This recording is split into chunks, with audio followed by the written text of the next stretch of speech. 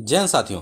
आज के क्लास 19/12/2017 के थर्ड शिफ्ट में जो एग्ज़ाम हुआ था उसका सेकंड पार्ट है, जिसमें हम मूल विधि एवं संविधान सामान्य अध्ययन की बात करेंगे। तो इस क्लास को पूरा जरूर देखिएगा, क्योंकि यह काफ़ी इम्पोर्टेंट होगी, जिससे कि आप एसआई की तैयारी अच्छे से कर सकते हैं। तो चलिए पहला प्रश्न देखते हैं। इसमें महिलाओं के खिलाफ हिंसा उन्मूलन के लिए अंतर्राष्ट्रीय दिवस दुनिया भर में हर साल कब मनाया जाता है? साथियों, अंतर्राष्ट्रीय दिवस महिलाओं के खिलाफ हिंसा उन्मूलन के लिए दुनिया भर में कब मनाया जाता है? तो ये मनाया जाता है 25 नवंबर को, ऑप्शन सी। 42वां प्रश्न है कि निम्नलिखित को उच्चतम से निम्नतम पद के क्रम में लगाएं। उच्चतम से निम्नतम में लगाना है, तो इसका हो जाएगा कैबिनेट सचिव 1 नंबर पे, फिर आ जाता है प्रमुख सचिव 2 नंबर पे, फिर आते हैं संभागीय आयुक्त 3 नंबर पे, और सबसे छोटे होते हैं कलेक्टर। तो इसका ऑप्शन हो जाएगा आंसर डी, ADCB। अगला प्रश्न है कि भारतीय वायुसेना का एकमात्र अधिकारी कौन है जिसे फील्ड मार्शल की पदवी के बराबर 5 सितारा श्रेणी पर पदोन्नत किया गया है?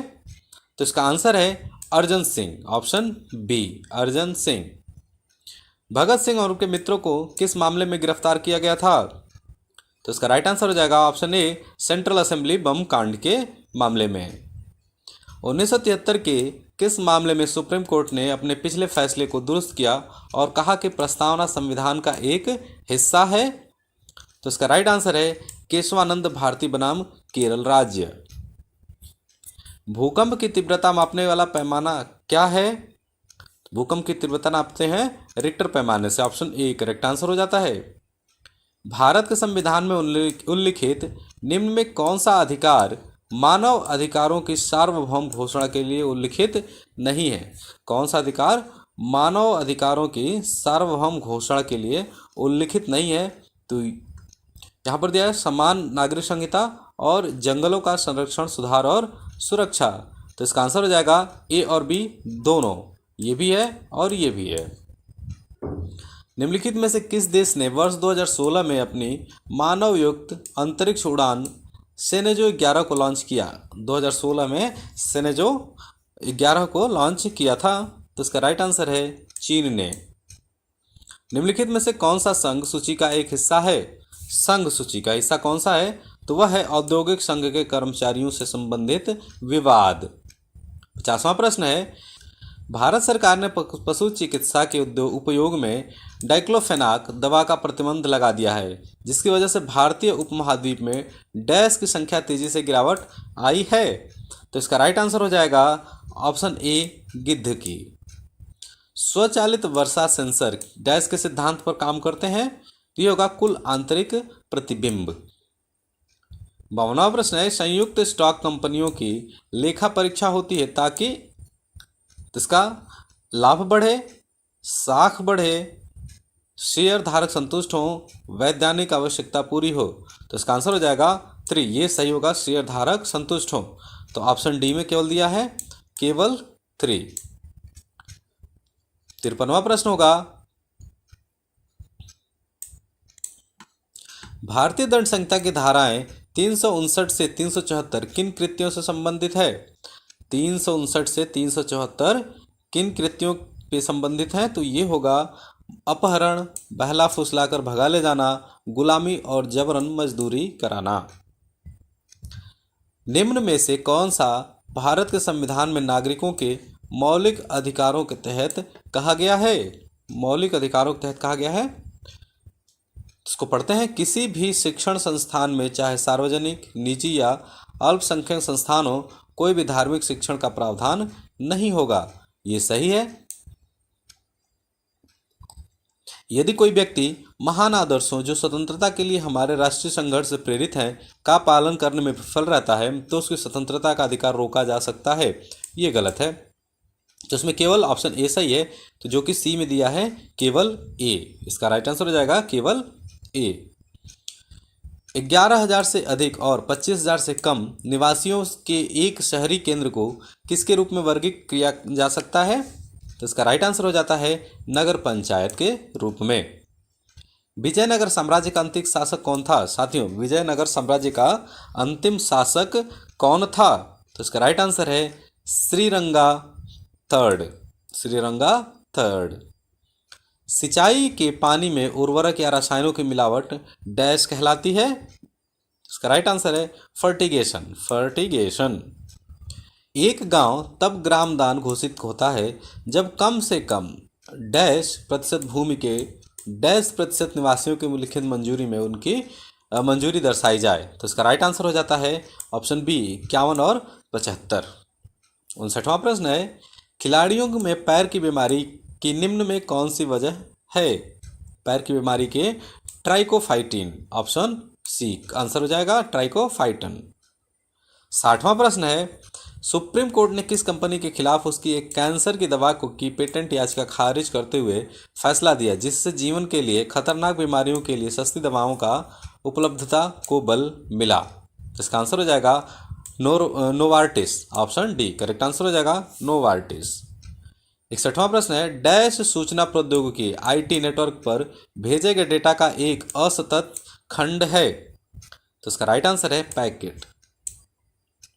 निम्नलिखित संवैधानिक निकायों में से किसके पास कानून बनाने के मामले में सबसे कम अधिकार हैं। तो किसके पास सबसे कम अधिकार है तो राज्यों की परिषद के पास। ऑप्शन सी करेक्ट आंसर हो जाएगा। यदि एक नागरिक के लिए सूचना का अधिकार आरटीआई अधिनियम के तहत पहली अपील और दूसरी अपील के उपाय का इस्तेमाल समाप्त हो जाता है तो संविधान के अनुच्छेद डैश के तहत उच्च न्यायालय में जा सकता है। तो इसका राइट आंसर है ऑप्शन ए अनुच्छेद 226। इस यातायात संकेत का मतलब है इसका मतलब है कि दाईं ओर रहें। दाईं ओर रहें। निम्नलिखित समझौतों या सहमति पत्रों में से किसके लिए कैबिनेट की मंजूरी आवश्यक नहीं है। कैबिनेट की मंजूरी सिर्फ सांस्कृतिक समझौते के लिए जरूरी नहीं होता है इसलिए ऑप्शन डी इसका राइट आंसर हो जाएगा केवल ए। धौलागिरी शिखर का दूसरा नाम है साथियों धौलागिरी शिखर का दूसरा नाम श्वेत पर्वत है। ऑप्शन सी करेक्ट आंसर होगा। भारत ने वर्ष 2030 तक ओजोन परत को हानि पहुंचाने वाली एक ग्रीन हाउस गैस को समाप्त करने की योजना बनाई है। उस गैस का क्या नाम है। तो इसका है नाम हाइड्रोफ्लोरोकार्बन HFC-23। Hydrofluorocarbon HFC-23। 68वां प्रश्न है डैश के इस्तेमाल को समाप्त करने के लिए भारत ने एक वैश्विक संधि मिनामाता सम्मेलन पर हस्ताक्षर किए हैं। तो इसका राइट आंसर हो जाएगा पारा। Option D. Bharat aluminium company limited Balco में से सरकार की हिस्सेदारी के निवेशक के खिलाफ दायर जनहित याचिका एक ऐतिहासिक जनहित याचिका मामला माना जाता है क्योंकि इसके नतीजे में इसका आंसर हो जाएगा ऑप्शन डी। अदालत ने यह कहा कि सरकार के फैसले को चुनौती देना अदालत के दायरे में नहीं आता है। 70वां प्रश्न है वित्तीय वर्ष 2016-17 के लिए भारत में 6 लाख प्रति वर्ष कमाने पर एक वरिष्ठ नागरिक के लिए आयकर की दर क्या है। तो इसका राइट आंसर हो जाएगा 20%। निम्नलिखित बयानों में से कौन सा राज्य के नीति निर्देशक सिद्धांतों के संबंध में सही है। तो इसका आंसर है केवल बी। मौलिक अधिकार असीम नहीं है और नागरिक उचित प्रतिबंधों के अधीन है। निदेशक सिद्धांत किसी भी संवैधानिक सीमाओं के अधीन है। 72वां प्रश्न है निम्नलिखित में से कौन सा संघ द्वारा लगाया जाता है लेकिन राज्य द्वारा एकत्र और विनियोजित किया जाता है। तो इसका आंसर हो जाएगा मुद्रा शुल्क। अनुसूचित क्षेत्रों और अनुसूचित जनजातियों के प्रशासन और नियंत्रण का भारत संविधान की कौन सी अनुसूची में उल्लेख किया गया है। तो इसका राइट आंसर है ऑप्शन डी 5वीं अनुसूची में। निम्न में से कौन सी संविधान सभा की एक समिति है जो जवाहरलाल नेहरू की अध्यक्षता में आयोजित नहीं हुई थी। तो इसका राइट आंसर है संचालन समिति। Option B. उच्चतम न्यायालय के न्यायाधीश को शपथ कौन दिलाता है। साथियों उच्चतम न्यायालय के न्यायाधीश को शपथ राष्ट्रपति दिलाते हैं। ऑप्शन ए करेक्ट आंसर हो जाता है। दल परिवर्तन के आधार पर अयोग्यता के प्रावधान को शामिल करती 10वीं अनुसूची संविधान में किस साल जोड़ी गई थी। तो इसका राइट आंसर है 1985 में।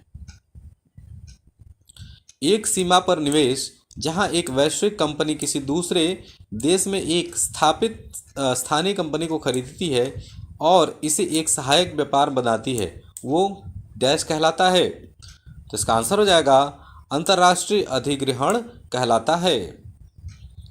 MS एक्सेल का फाइल एक्सटेंशन निम्न में से कौन सा है? तो साथियों इसका हो जाएगा ऑप्शन ए .xlsx। वर्ष 2015 काले धन पर अंकुश लगाने के उद्देश्य से भारत द्वारा कौन सा अधिनियम पारित किया गया था?